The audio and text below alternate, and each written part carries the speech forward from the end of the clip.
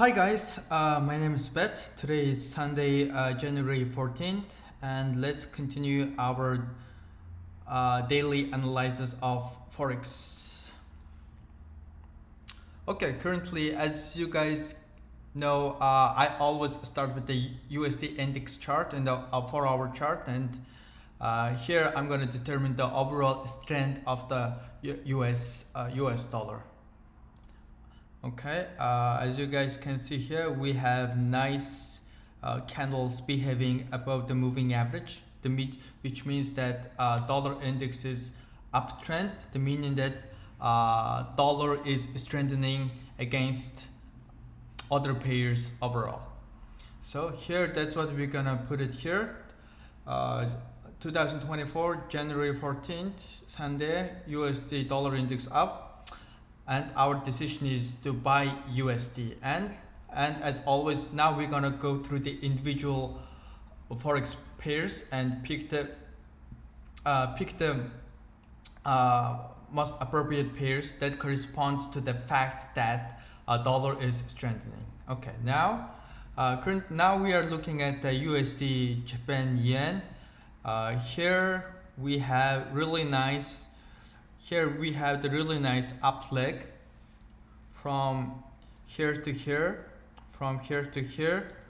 and as you guys can see, the moving average is almost crossing above this local minimum point here. It's meaning that this local minimum is likely to hold. Price is unlikely to cross down this local minimum point. So that's how I use moving average to determine which local minimum and maximum will hold, and also to determine the trend of the overall market. Okay, so I hope it makes sense. So here now it's interesting, guys. So I have already traded 0.7% of my account on the Aussie, if you guys watch my previous videos. So my risk management is that at any given time I only risk 1% of my total account for all the positions. So that means currently I have 0.3% of my account at my disposal to risk, right? So as you guys know, I determine a trend and I wait the market to retrace into a favorable zone and good zone. Then I will trade into the overall trend, right? So here currently, ideally I want the market to retrace at least the Fibonacci level 0.38 here at the price 144 and 56. So I have placed my buy limit order, risking 0.3% of my account at this price level 144 and 56, and of course my stop loss would be the local minimum here at the price 143.36, and my take profit is the Fibonacci extension 1.618 here. So that's the additional trade I have done since the previous video. So I'm gonna put it here. So usually 0.5 is a good price level to enter. 0.5 and 0.38, you just have to be consistent. All of them are good zones. So I have entered my first position at the Fibonacci level of 0.618. So I need at least the market to retrace at least 0.5 or 0.38 to retrace. Then I'll enter the market. So let's continue that. USD Japan yen trend is up, leg size is nice. I have placed a buy limit order, risking 0.3% at the Fibonacci retracement 0.38. Okay, so that's a really good zone and elegant entry into the trend. Okay, now let's take a USD Canada dollar. Okay, so we have the nice up leg going up from here, and I need the market to retrace at least into 0.5 or 0.38. Then I assume the market will go up like that. And as you guys can see, we have this local minimum point is standing, and that's where the mass stop losses are likely to be here for buy positions. But I don't know. I'm a big institution, right? If there's a mass stop loss, this horizontal standing out the local minimum is likely to be the case. So I would place a buy limit order at this mass stop loss, and I'm gonna put my stop loss at this local minimum in this zone. But I have already placed it, the USD Japan yen for my second bullet, right? So that's my overall analysis for USD Canada. Whoever reaches the favorable position for USD Canada or USD Japan, then I will start trading. So overall, all these major USD pairs, they go in the same direction depending on either USD dollar indexes goes up or down.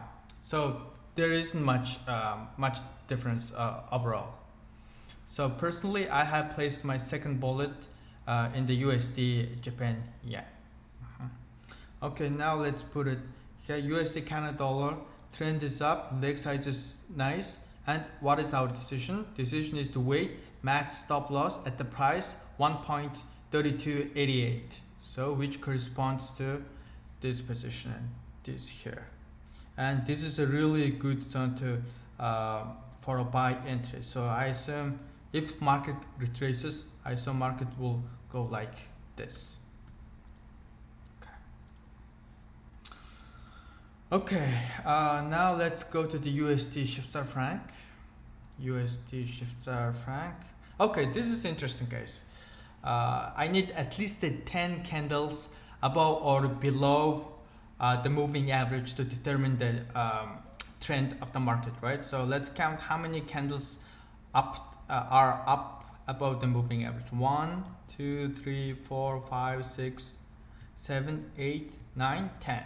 Okay, overall 10 candles, right? So it's likely to, based on my rules, I'm gonna assume the trend is reversed, but ideally I want a strong trend breakthrough of the 10 candles like this. But you see, those 10 candles are barely hanging out above the moving average. So it's not really ideal. Technically it's a reversal, but it's not a good reversal. So that's why I don't like it. So I need at least a strong movement like this to determine trend is reversed in USD shifter franc.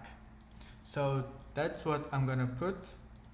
So I will put the up with the, I'm not confident with the trend reversal. So I would say up,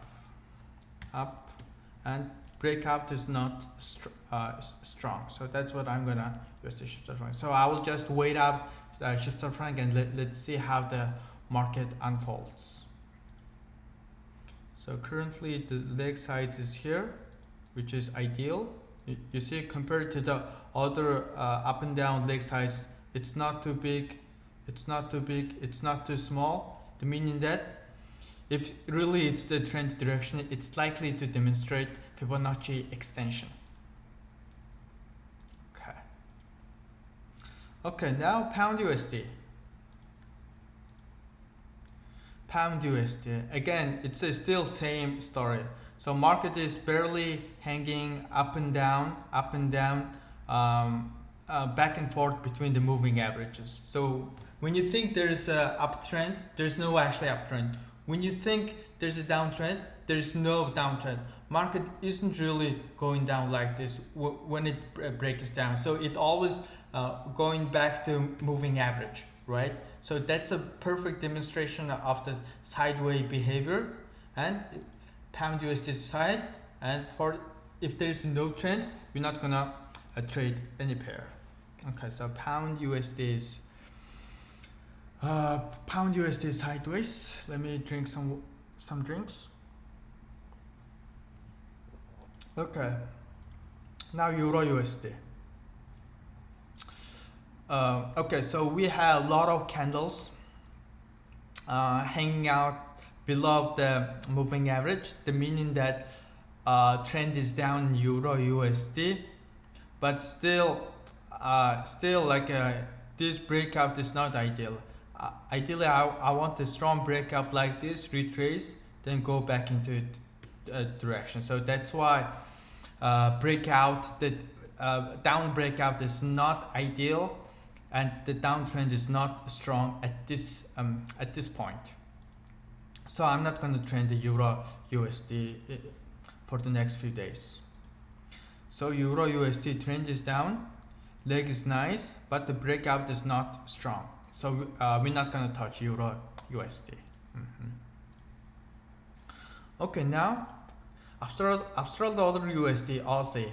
Okay, so we have nice breakout here, leg going down, the meaning that USD dollar is strengthening against the Australian dollar, and it retraces nicely into this zone between the 0.5 and Fibonacci 0.618 retracement. Here at the Fibonacci 0.618, we risked 0.7% of our account. Right now market is going down, retracing, so I assume it will go down like this and reach Fibonacci 1.618.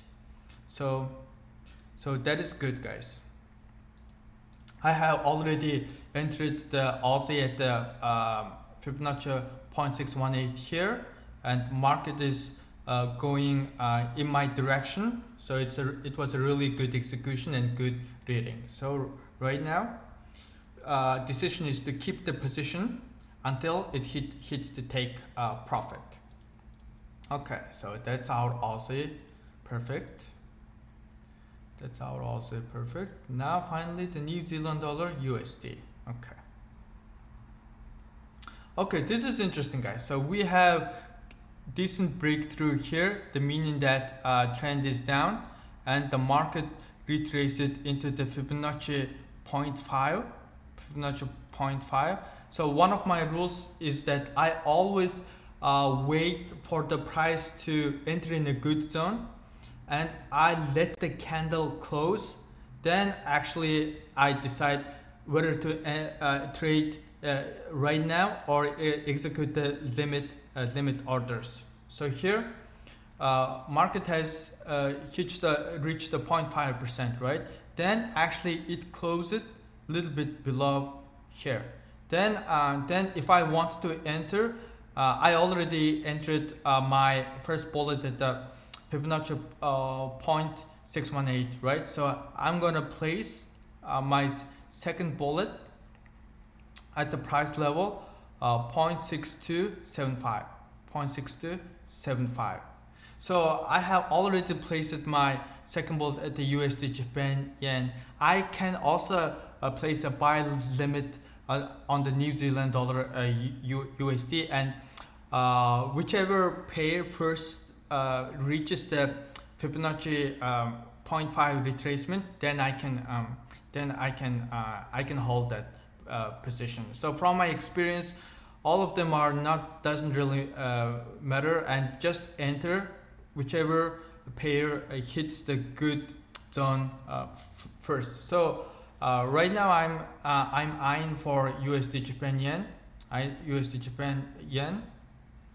and I'm not placing any order in the New Zealand dollar USD. But if the New Zealand dollar retraces reaches the 0.5 or 0.38 first before the USD Japan yen, there is no doubt I will just trade New Zealand dollar USD. Okay, so it's all about, guys, whether it's a New Zealand dollar, Aussie, or Euro USD, doesn't matter. Eventually it all boils down to risk and reward ratio. Whichever pair first gets into a good zone with a decent breakthrough and strong trend, then you can just trade. There isn't not much difference. It's like buying a Coca-Cola or Pepsi. If you like a soda, you will like them. You're likely to like them both, right? So it's like that. Okay, so let me clear out all these drawings. clear out all these drawings. Okay, so New Zealand down, nice. Wait, match stop loss at the 0.6285. You see, at this there's some local point is sticking out here. It's not really distinct, but it's kind of sticks out, and also it's a little bit above the 0.5. So it's very likely the market retraces into this zone, then starts to come back down like this. So that's what I mean. So right now I'm not gonna trade a New Zealand dollar USD, and I needed to retrace more and reach at least 0.62885. So that's where I'm gonna sell New Zealand dollar USD. So overall, looking at this sheet, USD dollar index likely to have reversed the trend, and trend has become up, the meaning that dollar is strengthening overall, and our decision is to buy USD. So I have already bought USD against Australian dollar, and on the USD Japan yen I needed to retrace more so that I can buy more US dollar. And I'm closely looking at the USD Japan and New Zealand dollar USD, and whoever first reaches the good zone, 0.5 or 0.38, then I will buy USD. Okay, so that's the analysis, and let's see how market unfolds next few days. Thank you guys.